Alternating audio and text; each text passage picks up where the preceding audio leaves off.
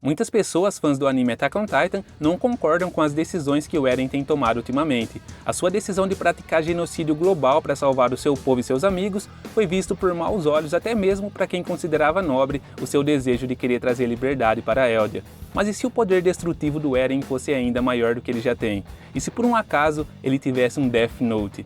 E foi pensando nessa hipótese que nós do Ultra Nerd trouxemos esse vídeo onde imaginamos quais seriam as consequências se algo tão poderoso assim existisse no universo de Attack on Titan.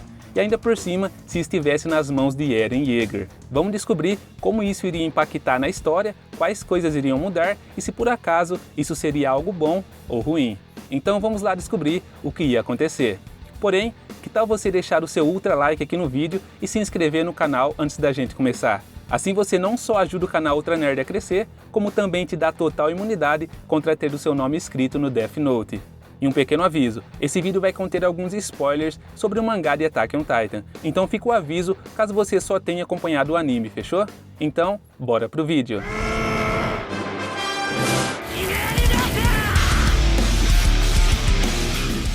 O Death Note é um caderno que pertence aos Shinigamis, os deuses da morte. Os poderes do caderno são bem simples, basta que você saiba o nome verdadeiro e o rosto da pessoa e assim que você escrever o nome dela no caderno, ela morre de ataque cardíaco em exatos 40 segundos. O caderno possui várias outras regras menores e consequências de uso, mas iremos mencionar elas conforme avançamos no vídeo. Como os cadernos são uma propriedade dos Shinigamis e só existem na realidade desses monstros, um Death Note só vem parar na Terra se for por um mero acidente, ou se um Shinigami estiver entediado e só tá a fim de ver o circo pegar fogo mesmo, como foi o caso de Ryuki.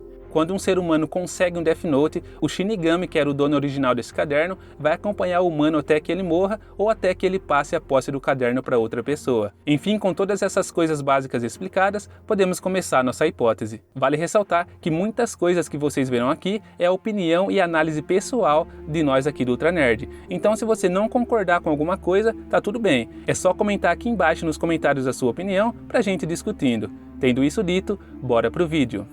Dá para usar o caderno em um titã? Vamos supor que o Eren conseguiu seu Death Note na mesma época em que ele descobriu os seus poderes de titã, que era quando ele tinha seus 15 anos. Como se o fato de descobrir que ele mesmo podia se transformar em um titã já não fosse chocante o bastante, ele agora tinha um caderno que supostamente matava pessoas. E o pior, um Shinigami acompanhava ele para todo lugar. Vamos supor que esse Shinigami fosse o próprio Ryuki. Assim como o Ryuki fez com Light, ele só iria se revelar para o Eren quando ele estivesse a sós, explicando tudo sobre o Death Note e tudo mais. O Eren certamente ficaria tentado de usar o caderno, mas na época onde ele tinha 15 anos, ele nunca mataria um humano. Obviamente ele perguntaria para o Ryuki se daria para usar o caderno em titãs. E aqui entramos num certo paradigma. Suponhamos que quando um humano se transforma em titã, ainda dê para ver o seu nome real e o tempo de vida com os olhos de Shinigami. O Ryuki provavelmente diria que sim, dá para usar o caderno nos titãs, mas não diria mais detalhes. O Ryuki diria isso porque, como vimos no anime de Death Note, apesar de ele ter a resposta para várias coisas, o Shinigami não concedia nenhuma resposta para o Light. Ele nunca interferiu na jornada do garoto, mesmo que ele já soubesse o nome real do L esse tempo todo. O Ryuki provavelmente fez isso porque ele queria ver o desenrolar da jornada de Light sem que ele interferisse, então o mesmo aconteceria com Eren. Agora, caso não fosse possível ver o nome real e o tempo de vida de uma pessoa quando ela se transforma em titã, o Ryuki diria que não seria possível usar o caderno nos titãs.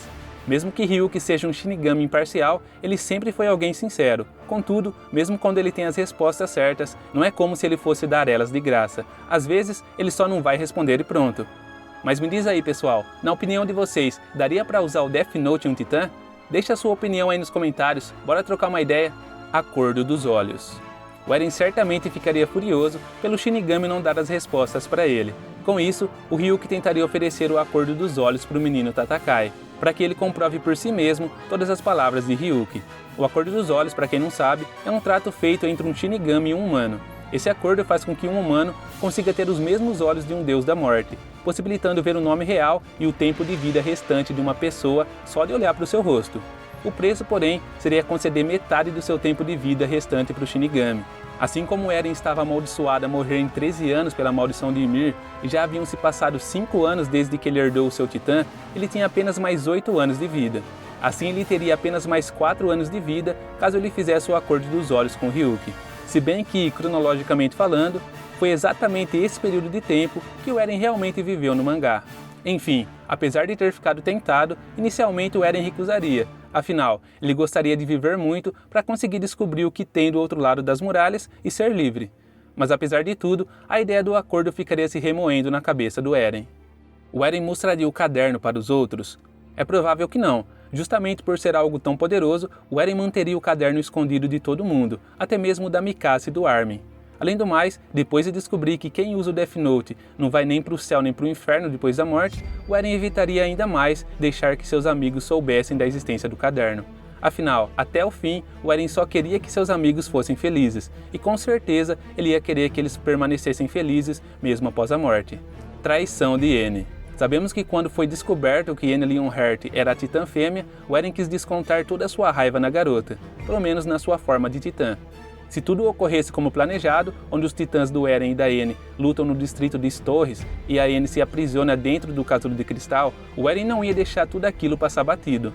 Possivelmente, essa seria a primeira vez que o menino Tatakai usaria o caderno para matar alguém. O Eren poderia muito bem escrever o nome da Yen e dizer que a causa da morte foi desnutrição. Com isso, a Yen morreria dentro do próprio casulo. Depois da traição da garota, todos os membros da tropa de exploração temeram que houvesse outros traidores entre eles. O Eren pensaria o mesmo, e como sabemos o quanto nosso protagonista aqui é impulsivo, ele faria o acordo dos olhos com o Ryuki para tentar encontrar os outros traidores. Mesmo que o Eren queira viver em um mundo livre, ele precisaria eliminar os traidores para isso, e nada melhor do que os olhos de Shinigami para essa tarefa. Reiner e Bertholdt. Agora, com o poder dos olhos de Shinigami, o Eren poderia ver o tempo restante de vida de todas as pessoas, além de seus nomes verdadeiros. Assim que olhasse para os rostos de Reiner e Bertholdt, o Eren certamente iria notar que os dois estariam marcados para morrer no mesmo dia, no mesmo ano, graças à maldição de Ymir. Caso ele tivesse feito o acordo antes de escrever o nome da Yen no caderno, ele perceberia que a data de morte da Yen também seria igual a deles, deixando a dupla ainda mais suspeita. Mesmo que o Eren ainda não soubesse da maldição de Ymir na época, o fato dos dois estarem programados para morrer em datas parecidas poderia levantar mesmo que minimamente alguma suspeita para o lado deles. Graças a esse conhecimento, o Eren já suspeitaria dos dois bem antes do Armin, que foi o responsável por fazer a tropa de exploração acreditar nos seus argumentos sobre o Reiner e Bertholdt também serem traidores. Lembra daquela cena no topo da muralha, onde os dois marleyanos enfim revelam que eram o Titã blindado e o Titã colossal? Originalmente, o Eren não quis acreditar nas palavras dos dois e só deixou passar, permitindo que eles atacassem primeiro. No entanto, como Eren já teria uma suspeita prévia dos dois, graças aos seus olhos de Shinigami, assim que Reiner pronunciasse "Eu sou o Titã blindado", o Eren certamente já teria todas as provas que precisaria para matar os dois, e com certeza ele atacaria primeiro dessa vez. O Eren poderia até optar por não lutar. Ele poderia mentir dizendo que iria com Reiner e Bertholdt para Marley, e assim que tivesse a chance, ele escreveria o nome dos dois no caderno. Se Eren fosse paciente para acompanhar a dupla de marleyanos até eles se encontrarem com Zeke, o Eren poderia até mesmo matar 3 coelhos com uma cajadada só. Mas com certeza, o menino não seria tão paciente assim. No momento em que o Reiner e o Bertholdt virassem as costas, o Eren pegaria um minúsculo pedaço de papel do Death Note e acabaria com os dois. Como seria o combate em Shiganshina? Com a morte de Yen, Reiner e Bertholdt, a pressão de Marley em Zeke só ia aumentar, e provavelmente o ataque ao distrito de Shiganshina, que vimos no início da 3ª temporada, aconteceria muito mais cedo. Graças à sua falta de Titan Shifters, Zeke teria que fazer Pieck ter um papel mais ativo na missão, e talvez Marley até tentasse levar o portador do martelo de guerra para o campo de batalha, mas é incerto que isso realmente aconteceria. Então, o mais aceitável aqui é que apenas o Zeke e a Pieck fossem para a missão, como de fato aconteceu canonicamente. Por conta disso, é mais do que provável que o povo das muralhas sairia vencedor desse combate, pois afinal, mesmo com o reforço do Titã Colossal, do blindado e de um exército de titãs puros, eles conseguiram vencer. Teriam apenas 2 diferenças drásticas. A primeira diferença é que as lanças do trovão não existiriam. Como o Reiner morreu para o caderno, não teria mais por que a tropa de exploração criar as lanças, já que elas foram desenvolvidas para enfrentar a blindagem do seu titã. Além do mais, o povo dentro das muralhas não sabia da existência do Titã Martelo de Guerra, então ainda assim eles não teriam criado as lanças previamente pensando em enfrentar esse titã.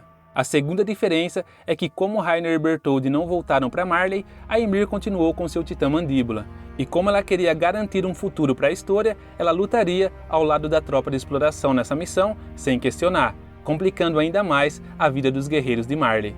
Então, mesmo que não fosse possível saber o nome dos titãs só de olhar para eles, essa batalha já estaria mais do que ganha para o Eren e companhia. É provável que até mesmo Erwin tivesse saído vivo dessa missão, junto com boa parte da tropa de exploração ainda viva. Se o Eren conseguisse ver o nome dos titãs, a batalha terminaria antes mesmo de começar. E caso ele não fosse capaz disso, de qualquer forma ele entraria em combate com a sua forma do titã de ataque. De um jeito ou de outro, Paradis estaria na vantagem, e não demoraria muito para que o Zeke e a Pieck fossem derrotados e capturados para interrogatório. Assim como Levi tentou fazer quando derrotou o Zeke, mas acabou sendo interferido pela Pieck. Só que dessa vez, a tropa venceria por uma estratégia menos suicida, elaborada pelo Erwin ou pelo Armin, já que agora eles contavam com o apoio de outros 2 titãs originais.